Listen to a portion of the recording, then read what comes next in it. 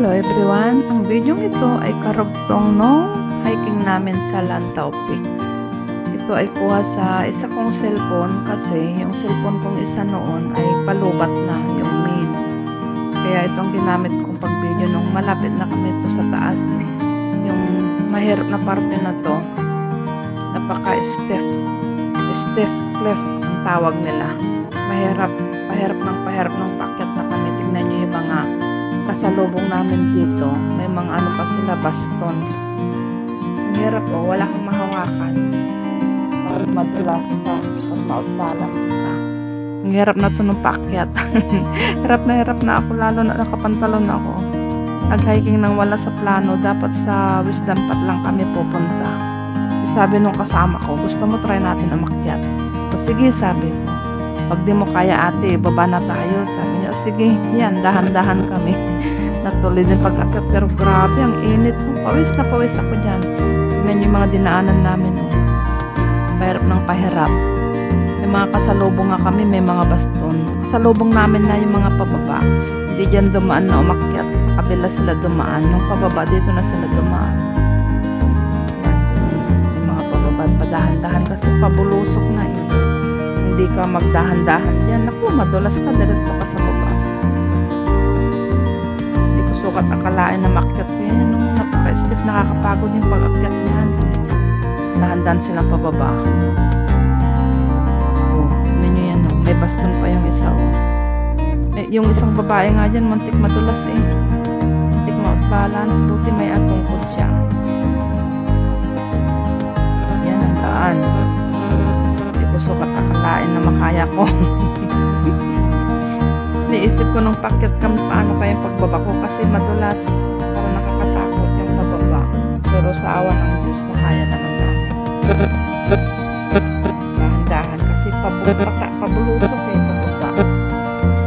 Mahirap umakyat na dyan, malapit na kami sa taas niyan. Nalubat yung cellphone ko, kinards ko, kaya yung sa isa kong cellphone pala, tinignan ko, sabi parang may kulang yung mga na-upload kong video.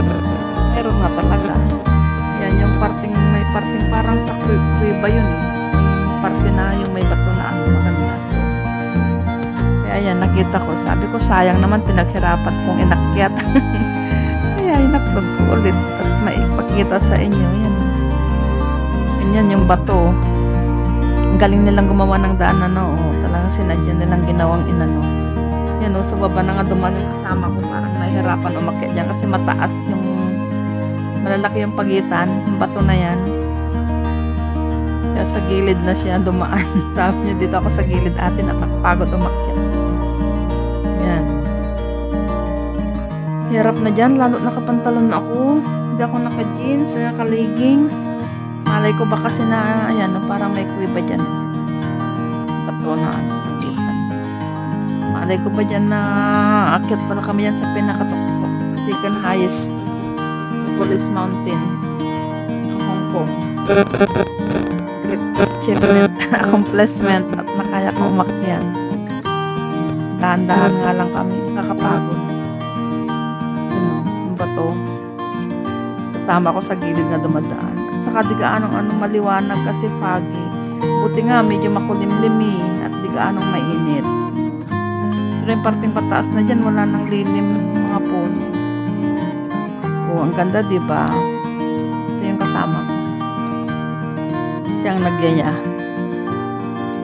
Nakapunta na dyan noon. Sabi niya, gusto mo? Sige, try ko. Yan, nakakapagod yan.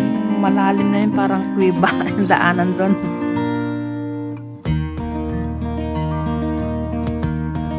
Pagod yan, hakbang-hakbang ko paakyat. Diba? Ang ganda, diba? Sukat akalain na makarating ako dyan. Enjoy watching! Sabi ko, ay sayang, hindi ko ito na-upload. Sa isa kong cellphone to galing. Malapit na kami sa taas. Nalobat yung cellphone ko. Kaya sabi ko, charge ko muna ito muna gamitin. Kita ko. Kaya i-upload ko muna. Sayang eh. Diba? Para makita nyo yung mga inakyat namin. Dinaanan namin. Pumunta sa tuktok ng bundok.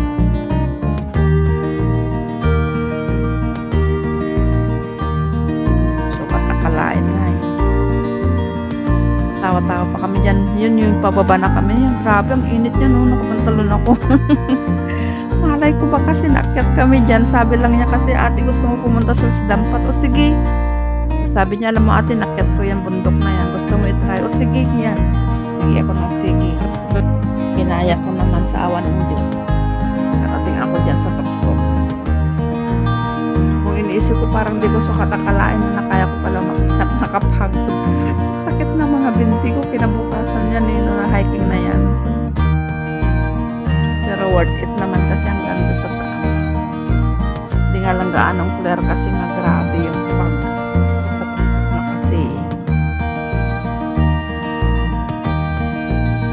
Yung iba sa kabila dumaan, pagod na ako dyan, naupo na ako. Nagpahinga kami dyan eh, kumain kami ng lungan. May baon ako. Yung bag ko pala puno ng prutas.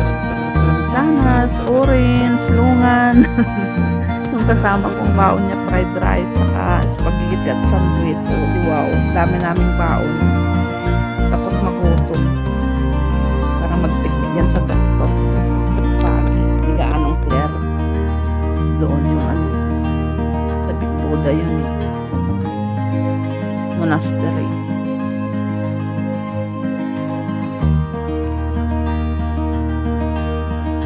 Ang ganda. Tuktok. Pero yung daan iniisip ko, parang nung iniisip ko eh, paano kaya ako bumaba nito? Parang ang hirap. Baka di ko na kaya ka ako sa awan ng Diyos na kaya ko naman. Hindi ko lang makalimutan yung unang hiking ko noon na pinuan na yung pa ako. Talaga parang nirayuman na pulikat. Trabok ang gano'n. Mabagal nga lang lakad namin. Pahinga kami kasi nakapagod talaga. Yan na, malapit na kami sa tuktok. Wala nang lilim, wala nang mga puno. Diba, yung mga dinaanan. Yan na, malapit na ako sa tuktok. Excited na ako. Tumakbo na nga ako dyan eh. May pasalubong naman na pababaw. Sabi ko, ay sayang, i-upload ko. Tapos, dinugtong ko na lang yan yung nandun na kami sa baba. Pauwi na kami. Kasi na-upload ko na yung pababa kami. Kita ko lang sa cellphone ko, nagde-delete kasi ako. Ay, hindi ko pala na-upload ito. Kaya yan, na-upload ko.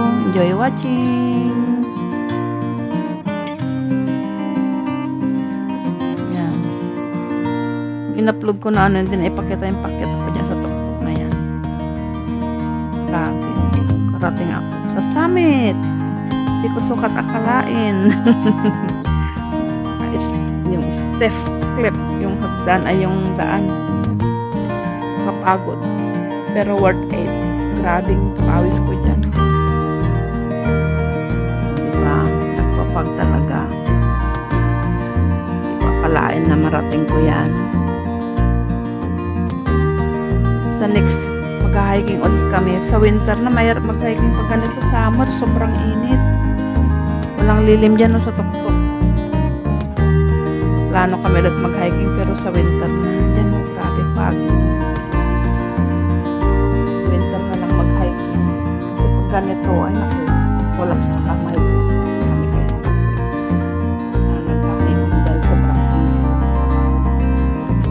yan yung hindi ko na-upload sa isa kong cellphone yan. Kaya sayang naman na hindi ko i-upload. Pinaghirapan kong binidyo.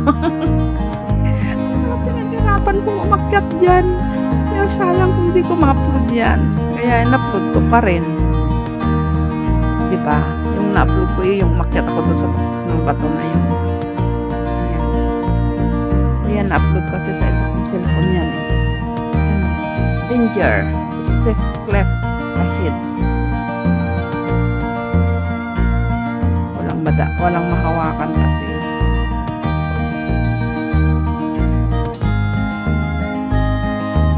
Nagyaya nga ulit sila eh. Yan na, ito nasa baba na kami. Diyan sa may Big Buddha na yan. Pauwi na kami yan. Na-upload ko na kasi yung karugtong ulit nung ano. Sa Wisdom Pat ng lakad na. Pero yan, hindi ko na-upload yan. Kaya dito na lang dinugtong ko. Sayang din naman kasi ang dami nilang pinapatubong mga lotus. Oh. Mga gabi naman yan. Para kung Indian. Nagpalit ako ng damit sa CR kasi sobrang basang-basa yung damit ko ng pawis.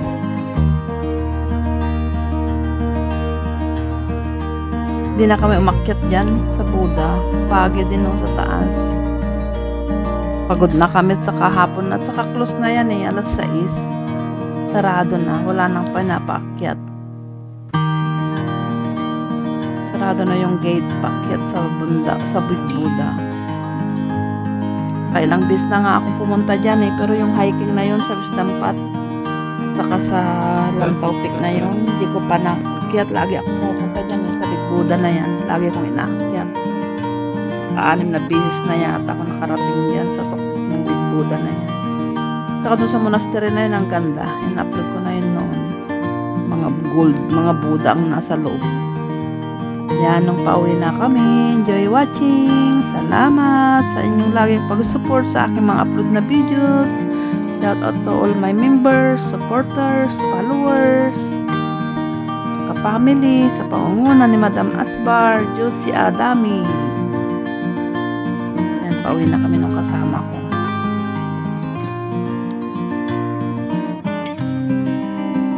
Kami sa kabila sa Nongping Village, sa bilian ng mga souvenirs doon sa labas doon yung sakayan ng bus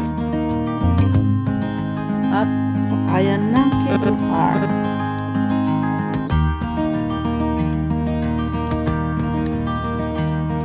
Nakapagod na. Enjoy watching. Salamat sa inyong walang sawang suporta. Bye!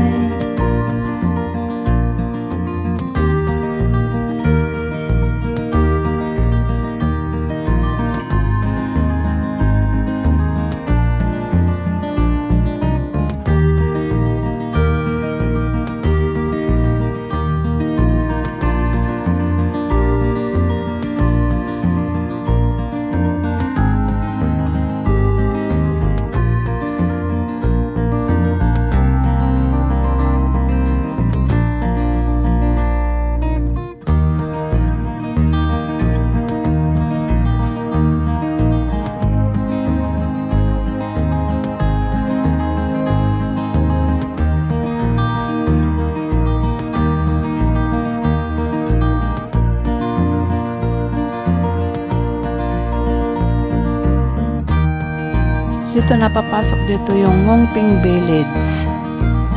Yan. Papunta na kami sa sakayan ng bus. Ito mga nagtitinda dyan sa gilid, mga ano yan, mga souvenirs. Mga paninda nila dyan. Sa Nongping Village. Sa kabilang side niyan, yung sakayan ng cable car. Pero sa labas nito, doon naman kami sasakay ng bus. Tawa ako dyan, bumili ako ng tubig kasi sobrang naubos na yung baon namin tubig sa 7-Eleven. Ako, walang tubig na ubusan, kaya soft drinks na lang binili ko. Grabing init noon. Mga souvenirs, mga paninda dyan sa loob ng mga yan. Village. Enjoy watching. Bye-bye.